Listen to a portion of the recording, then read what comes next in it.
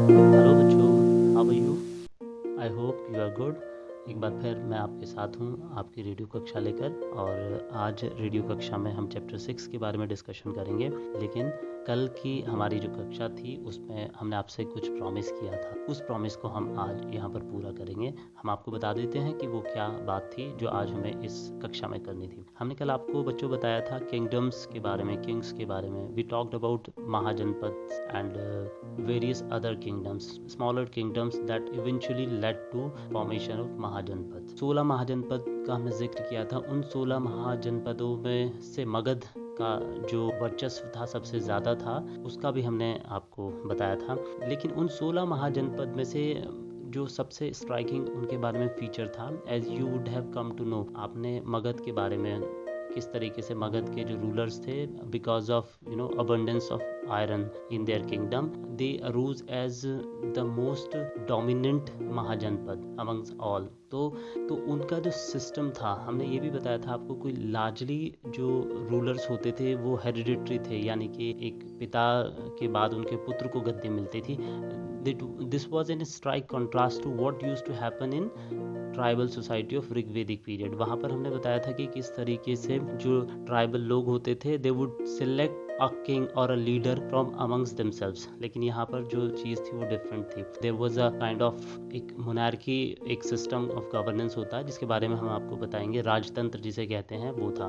लेकिन उन 16 महाजनपद में से भी एक जो महाजनपद था वो थोड़ा सा डिफरेंट था। इन द सेंस आप को हम बताएंगे कि वो रिपब्लिक की हमने बात की थी, कि अर्ली रिपब्लिक, वो कौन सा महाजनपद था हम आपको बताएंगे। उसका नाम था वज्जी, जिसकी राजधानी वैशाली थी। ये वही वज्जी है जहाँ से आप आगे चलकर गौतम बुद्ध और महावीर के बारे में पढ़ेंगे, जहाँ से उन लोगों का उदय हुआ। लेकिन उससे पहले हम बताएंगे कि वो किस तरीके से अलग था, और गणराज्य किस तरीके से, रिपब्लिक जिसे हम कहते हैं, how it is different from other kingdoms. बच्चों, कई बार आपने गौर किया होगा कि मान लीजिए आपके पास ये पावर हो कि आप जिसे चाहें उसे अपना रूलर बना दें, उसे अपना लीडर बना दें, तो कितना अच्छा लगता है। But what if you don't have that power? If a ruler is born by birth, like आज एक हाइपोथेटिकल सिचुएशन इमेजिन करते हैं, कल्पना करते हैं कि हम सभी लोग यहाँ पर रहते हैं, इस देश में रहते हैं, और यहाँ पर जिस तरीके से आज इलेक्शंस होते हैं उस तरीके से इलेक्शंस नहीं होते, हम रहते हैं, और कोई एक हमारे हेड ऑफ स्टेट हैं। जब उनकी मृत्यु होती है तो उनके बाद उनके पुत्र को हम हेड ऑफ स्टेट बना देते हैं। अभी के जो हमारे हेड ऑफ स्टेट हैं, he is working very well and our country is moving forward. लेकिन उनके जो पुत्र होते हैं, he does not in some way fit to be ruler, यदि हमें ऐसा लगता है। और वो उसके बाद क्या होता है कि हमारे देश की जो स्थिति है वो खराब होनी शुरू हो जाती है। तो उस सूरत में आप क्या कहेंगे? Should that son of the leader have been are head of state? आप सभी लोग मना करेंगे। तो इसका मतलब ये होता है कि it should not be based on the birth, it should not be hereditary, rather we all of us should have choice to elect a person from amongst ourselves to become our leader. तो इसको जो अपने आप अपना leader चुनने का जो एक ऑप्शन होता है, ये डेमोक्रेसी, रिपब्लिक का एक सबसे बड़ा कैरेक्टरिस्टिक होता है, विस विस किसी मोनार्की या राजतंत्र के अगेंस्ट में। ये बहुत मोटे मोटे शब्दों में हमने आपको बताने की कोशिश की है। तो इस तरीके से जो वज्जी था वो उन सभी महाजनपद से अलग था। उसमें बहुत सारे गण थे, बहुत सारे लोग थे, एक साथ रहते थे, और वो सभी लोग मिलकर डिसीजंस लेते थे। Not like a single raja would take all the decisions, वो सभी लोग मिलजुल कर डिसीजंस लेते थे, और उसके बाद में आगे की पॉलिसीज वो अपने अपना जो गणराज्य था उससे संबंधित फॉरवर्ड करते थे। तो बच्चों, ये था गणराज्य के बारे में, जिसके हमने कल के चैप्टर में बात की थी। अब हम आगे चलते हैं, जो आज का चैप्टर है, जिसमें हम बताएंगे कि किस तरीके से जो सोसाइटी थी वो आगे बढ़ी। कौन कौन से, हमने रिलीजियस करंट्स की भी बात की थी। हमने अभी आपको गौतम बुद्ध और महावीर स्वामी के बारे में बताया। ये दोनों ही बहुत इंपॉर्टेंट फिगर बनकर आगे आए। क्यों आए?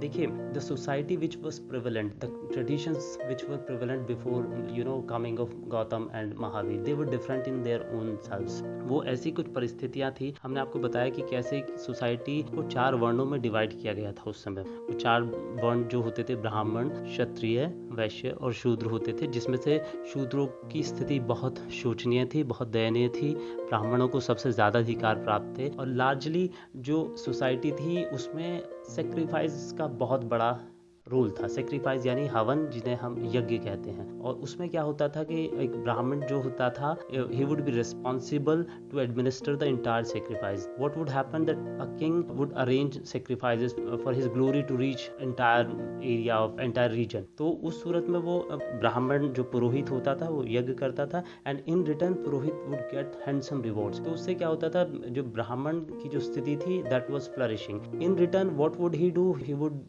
Come up with certain books, certain hymns that would justify a Kings position. तो इस तरीके से सोसाइटी में एक विशियस साइकिल वहां पर था, और जो दूसरे वर्ण थे वो बहुत ज्यादा उससे परेशान थे। तो ये जो एक अनइक्वल जो सोसाइटी थी उसके अगेंस्ट में कुछ पहले से ही विरोध होना शुरू हुआ। लेकिन जब गौतम बुद्ध जब आए या महावीर स्वामी जब आए, तो उन्होंने देखा कि ये बहुत ही गलत तरीके से सोसाइटी में प्रेवलेंट जो ट्रेडिशंस थी, तो उन्होंने नए बिलीफ शुरू किए। बुद्ध जो थे, जिन्हें हम गौतम बुद्ध कहते हैं, उनका नाम सिद्धार्थ था, और वो जिस वज्जी गणराज्य की हमने बात की उसमें एक शाक्य क्लैन होती थी, उससे संबंध रखते थे। And he forsake all his royal life, और वो एक एसेटिक बने, और उसके बाद उन्होंने बहुत सारी चीज़ों के बारे में बताया। गौतम बुद्ध के बारे में हम आगे बहुत डिटेल में पढ़ेंगे, लेकिन जो सबसे मोटी बात उन्होंने बताई वो ये थी कि he used to say that life was full of sorrows. जीवन में दुख ही दुख हैं, और हर दुख का जो कारण है वो डिजायर्स है। और दूसरी चीज उन्होंने जो है इक्वालिटी की बात की, कि सभी लोग इक्वल होते हैं। इसी वजह से जब उन्होंने अपना सेक्ट चलाया, बुद्धिज्म के नाम से हम जिसे जानते हैं, उसमें he did not place any restriction on the basis of वर्ण। तो हर वर्ण का व्यक्ति उनके संघ में आ सकते थे। संघ एक उनका पूरा सिस्टम हुआ करता था, जिसमें जो उन्हें फॉलो करते थे वो सभी रह सकते थे, इररिस्पेक्टिव ऑफ वर्ण दे बिलोंग टू। उसके बाद उन्होंने विहार बनाए जिसमें वो सभी लोग रहा करते थे। उसके अलावा महावीर स्वामी जो थे वो जैन धर्म के प्रोपाउंडर थे। ही स्टार्टेड जैनिज्म और Buddhism almost built on same philosophy, except for कि जैनिज्म जो थे वो नॉन वायलेंस को बहुत एक्सट्रीमिटी पर लेकर जाते थे, और उनके यहाँ अपरिग्रह का एक कॉन्सेप्ट था, यानी कि nothing was to be theirs. उनको कुछ भी चीज अपने पास नहीं रखनी थी, they had to leave everything. तो उस सूरत में even they had to leave their clothes. तो वो एक एक्सट्रीमिटी में जाकर अपने जो प्रिंसिपल्स थे उनको फॉलो करते थे। तो ये दोनों ही एक नए करंट्स बनकर उभरे उस पीरियड में, स्पेशली टू काउंटर द हाइजमोनिकल जो एक ग्राउंड ब्राह्मणिज्म ने एक्सीड किया हुआ था, इनफैक्ट ऑक्यूपाई किया हुआ था, उसको हटाने के लिए ये दोनों करंट्स आए। उसके अलावा भी उस समय की सोसाइटी में बहुत सारी चीजें थी। उपनिषद उस समय पर लिखे गए। उपनिषद का मतलब होता है कि जब हम समीप बैठकर किसी गुरु से कुछ सीखते हैं, कुछ पढ़ते हैं, उसे हम उपनिषद कहते हैं। और ये भी फिलोसॉफिकल डॉक्यूमेंट्स हैं, फिलोसॉफिकल ग्रंथ हैं। इनमें बहुत बाद अद्वैत, द्वैत, ये सभी दर्शन इन उपनिषद में छिपे हुए हैं। अच्छा, ये तो थी उस समय की सोशल कंडीशंस, रिलीजियस कंडीशंस। इसके अलावा इस पीरियड में और क्या क्या एक्टिविटीज होती थी, इसके बारे में हम आपको नेक्स्ट क्लास में बताएंगे। आज के लिए इतना ही। मुझे यानी शोभित शर्मा को आज की रेडियो कक्षा समाप्त करने की अनुमति दीजिए। नमस्कार।